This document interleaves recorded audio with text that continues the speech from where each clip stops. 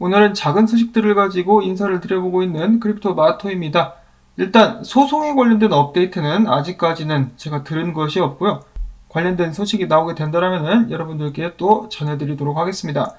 자, 일단 어제 반가운 소식이 나왔었죠. 정말 오랫동안 기다린 끝에 일본 쪽에 ODL 송금로가 열렸습니다. 일단은 채널 하나만 일본에서 필리핀 쪽으로만 송금이 이루어지게 될 것이라고 소식이 나왔었고, 다행히 호재와 함께 가격도 좀 올라주는 긍정적인 모습도 보여지기도 했었습니다. 자, 어떤 매체에서는 일본에서 필리핀으로 송금을 테스트한다, ODL을 테스트한다라고 표현을 하기도 했었는데, 테스트가 아닙니다. 정식적인 서비스의 시작이고요. 테스트가 됐었던 것은 이 사람들의 인내심이 아니었을까. 인내심이 테스트가 되었었고, 송금로는 이제 열렸다. 정식적으로 XRP가 송금을 하는데 활용되기 시작할 것이다 라고 볼 수가 있겠고, 자, 한편 이런 소식을 발표한 후에 리플넷을 담당하고 있는 어슈시빌라는 이야기하기를, 해당 소식을 전하면서 에이펙 지역에서 리플사가 빠르게 성장하고 있다라고 이야기를 한 데 이어서 빵형이 덧붙이기를, 새로운 ODL 송금로 덕분에 신난다. 일본은 우리의 가장 큰 시장 중에 하나이다. 일본같이 규제적 투명성과 혁신적인 파트너인 SBI와 함께 할 수 있기 때문에 해당 지역에서 암호화폐와 함께하는 미래를 맞이하게 될 수 있을 것이다 라고 희망적으로 이야기를 하기도 했었습니다. ODL에 관련된 테스트가 이루어져가지고 일본에서 필리핀뿐만 아니라 다른 여러 국가로도 이 송금이 이루어질 수 있게 되기를 바라보고, 다음으로는 XRP 단기 분석인데요. 이번 달에 쌍바닥을 찍으면서 추세 반전을 보여줄 수 있었던 XRP는 계속해서 상승을 하고 있는데, 지금 현재 70센트대의 자리를 잡고 있는데 바로 그 위 78센트대의 이동평균선 하나와 함께 저항이 있고, 그 위로는 1달러가 다음 저항이다라고 이야기를 해주고 있습니다. 그래서 비트코인 분위기가 계속해서 좋다라면은 XRP도 힘을 내가지고 1달러를 목표로 해서 달릴 수도 있지 않을까 기대를 한번 가져보고요. 자, 그 다음에는 어제 이런 소식이 나왔었죠. 리플사보다 한참 뒤처졌었으나 리플사가 소송에 걸린 사이 열심히 리플사를 따라잡고 있는 스위프트가 이제는 해외 소액 결제, 송금 분야까지 진출하면서 기존의 리플사가 집중하고 있었던 영역까지 그들이 손을 뻗쳤다라고 합니다.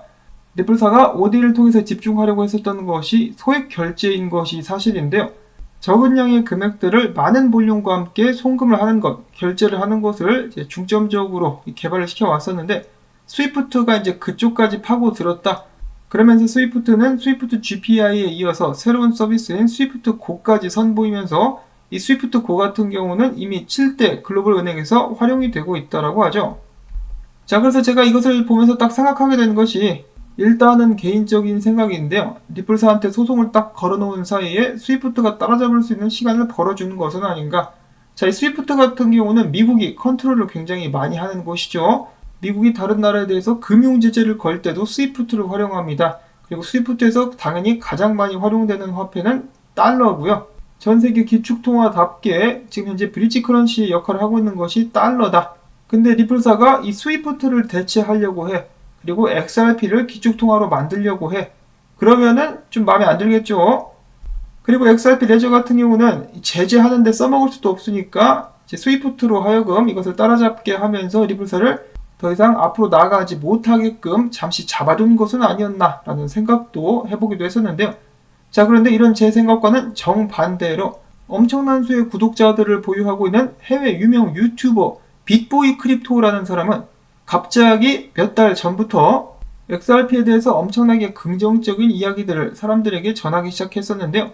최근에 이 방송에서 그는 이런 이야기를 하기도 했었다고 합니다. 이 스위프트 고, 나왔었던 이 스위프트 고 서비스 같은 경우는 기존 은행들이 XRP 및 XRP 레저 그리고 리플넷에 익숙해지기 위한, 그러니까 테스트적인 네트워크에 불과하다, 그런 서비스에 불과하다라고 이야기를 하면서 결국은 리플넷과 XRP가 전 세계 모든 은행에서 활용되게 될 것이다 라고 호언장담을 하면서 이야기를 하기를, 내가 이러한 정보를 어떤 대형 은행의 아주 높으신 분께 들었다 라고 이야기를 했습니다. 거의 찌라시죠. 자, 물론 이 사람이 거짓말을 하고 있다는 것이 아니라 그냥 내가 아는 누구 높으신 분이 그렇게 나한테 이야기를 했어 라고 하는 것을 곧이 곧대로 믿기에는 좀 힘들지 않나. 자, 아무튼 그는 그렇게 공개적으로 이야기를 했다라고 하네요. 자, 과연 전 세계 높으신 양반들은 XRP와 리플넷을 활용해가지고 기존의 금융 시스템을 뒤엎으려고 준비를 하고 있는 것인가? 계속해서 기다려보도록 하겠고요. 자, 다음으로 제레미 호건 변호사가 이야기를 합니다.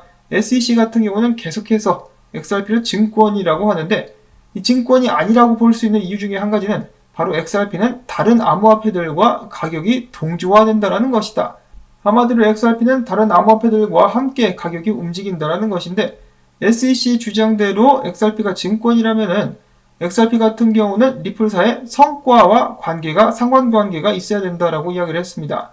기본적으로 모든 암호화폐들은 비트코인을 따라가죠. 그리고 XRP 같은 경우는 에이다와도 가격 움직임에 대해서 70% 이상의 상관관계를 가지고 있다라고 하고 또한 예를 들어서 리플사와 머니그램의 파트너십 계약이 종료됐는데 그러면은 그 소식에 따라서 XRP 가격에 영향이 있어야 되는데 전혀 없었다. 증권은 이런 식으로 움직이지 않는다라고 제레미 호건 변호사는 주장을 한 것입니다. 부디 판사가 이런 부분들도 좀 고려를 해줄 수 있으면 좋겠다라는 생각을 해보고요. 자, 마지막으로는 이 넥소 CEO인데요. 지금 이 송볼드 에어드랍에 관련해가지고 거래소마다 이제 지원을 해준다라고 한 곳도 있고 아직까지 답변을 하지 않은 곳이 대부분이죠. 넥소 같은 경우는 그래도 일단 고객들이 원하는 것에 귀를 기울이기 위해서 이 플레이어 측과 열심히 논의를 하고 있다라고 합니다. 그래서 긍정적으로 보여지고 있다라고 하네요. 부디 많은 곳들에서 송볼드 에어드랍을 지원해 줄 수 있기를 바라보면서 올라온 정보들 정리는 여기서 또 마무리를 짓도록 하겠습니다. 부디 여러분들께 도움이 되셨을 수 있기를 바라고 가능하신 분들께는 토마토밭의 물주기 광고 재생을 통해서 부탁을 드리면서 저는 다음에 새로운 소식을 가지고 또 인사를 드리도록 하겠습니다. 안녕히 계십시오.